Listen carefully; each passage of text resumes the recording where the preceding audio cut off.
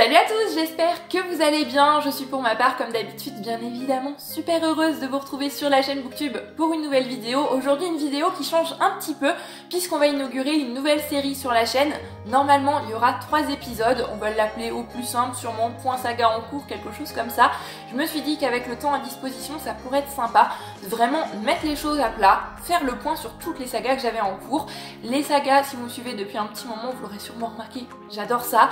J'aime le fait qu'un univers puisse encore s'enrichir, j'aime le fait que quand on ait tourné la dernière page du livre, c'est pas complètement terminé, les personnages on les retrouve dans d'autres tomes, on continue à suivre leur aventure, on les voit évoluer. Les sagas, j'adore ça et j'en ai bien trop en cours en même temps, je vous en ai parlé dans mes résolutions de l'année, j'ai 24 sagas en cours, sans compter les mangas et les bandes dessinées, c'est un peu la débandade des sagas en ce moment.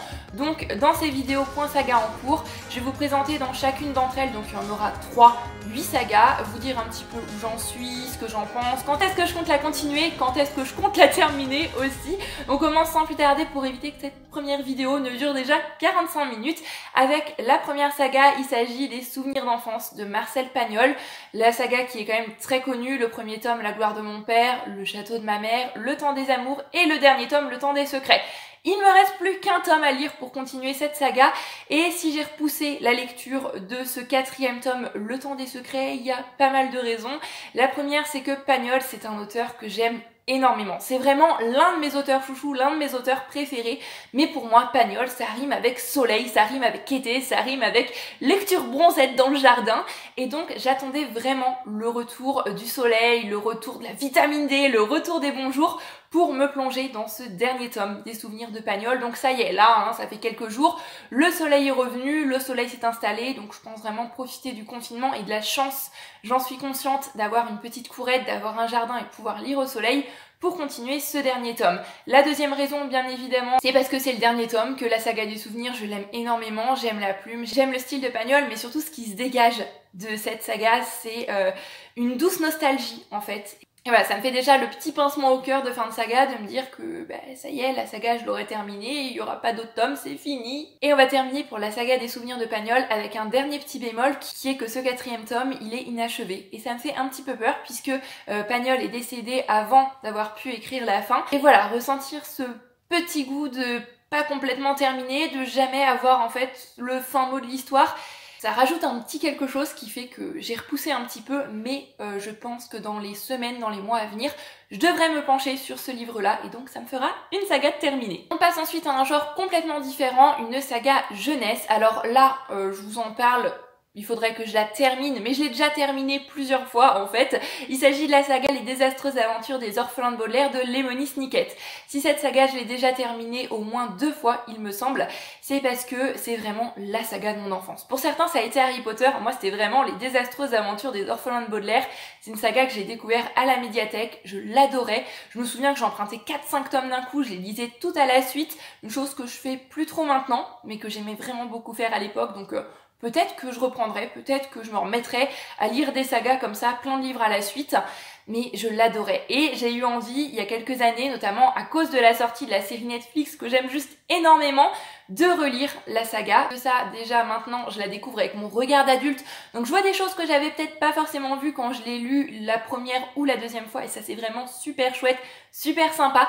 J'aime beaucoup l'ambiance très particulière qui se dégage de ces livres, l'ambiance Lemony Snicket, un peu sombre, un petit peu gloomy comme ça. Je me régale, en plus de ça, j'ai certains tomes en anglais, donc redécouvrir le texte, redécouvrir cette histoire que j'ai énormément aimée dans sa langue originale, avec les mots d'origine, avec les tournures de phrases qu'a choisi l'auteur. C'est une idée qui me plaît beaucoup, c'est très jeunesse, c'est des livres qui sont très courts et à chaque fois ça m'apporte un petit peu cette petite dose nostalgie, je sais que je vais jamais être déçue. Continuer cette saga avec la lecture du tome 5 que j'ai en VO, je pense que pareil, ça devrait pas trop tarder. On change encore une fois complètement de genre, complètement de registre avec une saga dont je vous ai parlé il y a pas très longtemps puisque je vous en ai parlé dans le dernier update lecture il me semble.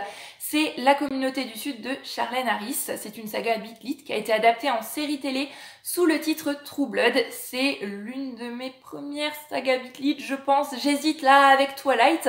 C'est pareil, c'est une saga que j'ai découvert complètement par hasard à la médiathèque. Je devais avoir 15-16 ans et j'ai tout de suite adoré. J'ai tout de suite accroché avec cette saga, avec l'univers. Je me rappelle d'ailleurs que le premier ou le deuxième tome, je l'avais pris à la médiathèque et il y avait quelqu'un qui avait souligné le nom d'un personnage au crayon de papier et qui avait écrit meurtrier en dessous. Ça m'avait choquée, ça m'avait énervée, c'était peut-être l'une des seules fois où ça m'arrivait, mais ça m'est resté en mémoire. C'était voilà le premier ou le deuxième tome de la Communauté du Sud. Pareil, pendant un moment j'ai enchaîné pas mal les tomes. Là je vous en ai parlé récemment, j'arrive à la fin de la saga, il me reste plus que 3 tomes pour la terminer. Et j'avoue que j'ai hâte parce qu'il y a plein d'autres sagas dans cet univers, il y a plein d'autres sagas Beatlit qui me font envie. J'essaye de me freiner, j'essaye de me raisonner vraiment là. Pour l'instant, c'est une saga terminée pour pouvoir en commencer une nouvelle. Et dans l'idéal, j'aimerais arriver à une vingtaine de sagas en cours. Je pense que c'est raisonnable, je pense que c'est possible. Mais là, sur les derniers tomes, ça s'essouffle un peu. Ça fait plusieurs années que je suis dessus. Donc voilà, j'espère la terminer prochainement. J'ai hâte. Mais en même temps, comme toujours avec les sagas, j'ai quand même ce petit pincement au cœur de me dire que ça y est. Ce sera fini, il faudra dire au revoir à tout cet univers, à tous ces personnages, mais c'est vraiment une saga super chouette. Si vous lisez pas beaucoup de Beatlit, je vous la conseille quand même parce que je trouve que c'est une bonne porte d'entrée personnellement et ça m'a donné envie d'en découvrir plus. On continue et là je me rends compte que cette vidéo c'est vraiment varié en fait puisque là on passe à de la chick-lit maintenant avec un classique. Je pense que quand on vous dit chick-lit et quand on vous dit saga, il y a forcément cette autrice ou cette saga-ci qui arrive à votre esprit puisqu'il s'agit de L'Accro du shopping de Sophie Kinsella. Alors là pareil, c'est une saga que j'ai commencé il y a un bon petit moment maintenant, un bon petit paquet d'années que je laisse un petit peu traîner. C'est pareil que pour les souvenirs de Pagnol, pour moi la chick-lit c'est vraiment de la littérature pour quand il fait beau, pour lire au soleil, pour me changer les idées, c'est vraiment de la lecture détente. C'est une saga que j'aime beaucoup, une saga qui sait toujours me faire rire, qui sait toujours me faire sourire.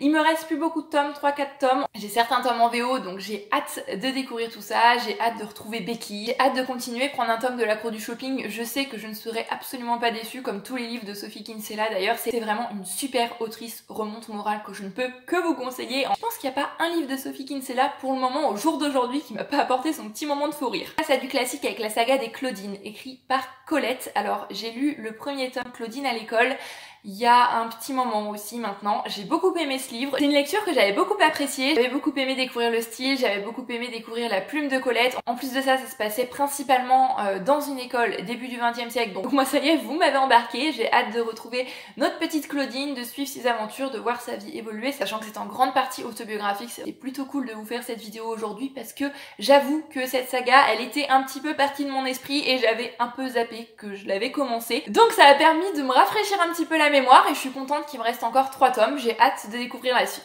On poursuit avec une saga que là j'ai complètement laissée de côté et ça fait bien 2-3 ans je pense qu'elle est de côté. Il me reste plus qu'un tome pour la terminer mais c'est quand même de sacrées petites briquettes.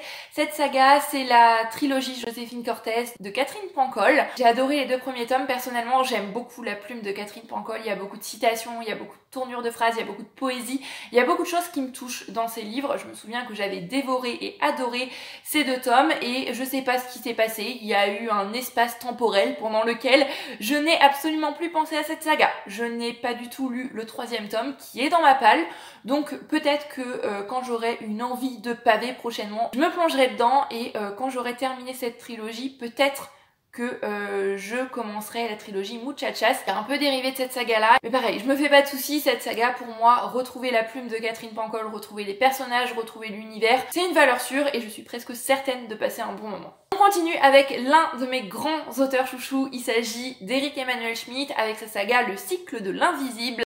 Je vous mets une photo du premier tome comme pour les autres livres. Je vous ai toujours mis la photo que du premier tome pour une histoire d'organisation, ce premier tome c'est Milarepa. C'est un petit peu particulier parce que ce premier tome, je ne l'ai pas lu, voilà. Du cycle de l'invisible, je n'ai lu que L'Enfant de Noé et Oscar et la Dame Rose. C'est des livres qui peuvent se lire un petit peu indépendamment les uns des autres, mais de toute manière, Éric Emmanuel Schmitt, j'ai envie de lire tout ce qu'il a pu écrire, tous ses livres. Donc j'ai envie de reprendre cette saga du cycle de l'invisible dans l'ordre et de lire chaque livre dans son ordre de parution, tout simplement, et de relire entre autres L'Enfant de Noé et Oscar et la Dame Rose quand je serai rendue à ce moment-là. Donc c'est pareil, j'y pensais plus trop, mais je suis juste super contente d'avoir encore tous ces livres d'Éric Emmanuel Schmitt à découvrir parce que j'adore sa plume, j'adore ses histoires, j'adore la philosophie qui ressort de ses textes tout simplement. Et on termine cette vidéo qui, je suis rassurée, finalement n'aura pas duré une demi-heure avec la dernière saga, une saga que j'aime énormément. Il me reste plus que 2 tomes, j'en ai un dans ma palle et le dernier, il est chez ma grand-mère à qui je les emprunte, donc je vais devoir attendre un petit moment avant de les récupérer, mais c'est pas grave, hein. Pareil, on est sur de belles bricasses. Il s'agit de la saga Val Jalbert de Marie Marie Bernadette Dupuis, donc une saga que j'aime énormément, qui nous plonge dans le Québec, des personnages que l'on suit depuis une vingtaine, une trentaine d'années peut-être maintenant. Le 4e tome, il avait été à la limite du coup de cœur. Ça a été la montagne russe des émotions, il est arrivé tout un tas de choses à nos personnages. Évidemment, j'ai hâte de continuer la saga, mais c'est pareil là, hein, je pense que quand je l'aurai terminé, j'aurai un petit pincement au cœur, mais je pourrais me réconforter en me disant que Marie Bernadette Dupuis, c'est une autrice qui est quand même assez prolifique, qui a quand même écrit beaucoup de livres. Ma grand-mère en plus de ça les a presque tous et il y a beaucoup d'autres sagas de cette autrice qui me font envie, donc quand je quitterai Val Jalbert, je pense que j'enchaînerai tout de suite avec une autre saga de cette autrice. Et voilà, la première vidéo de cette série Point Saga est terminée. Je vous ai présenté 8 de mes sagas en cours. Si vous aussi vous avez l'une de ces sagas en cours, n'hésitez pas à me laisser un petit message dans les commentaires. N'hésitez pas aussi à me dire combien vous avez de sagas en cours. Si vous aussi vous êtes des grands amoureux des grandes sagas littéraires, ça me fait toujours super plaisir d'aller discuter avec vous par ici dans les commentaires. Pour ma part, je vais aller terminer ma tasse de thé. Je vous souhaite à tous de très belles lectures et je vous dis à bientôt sur la chaîne Booktube pour une nouvelle vidéo. Prenez grand soin de vous. Bye bye!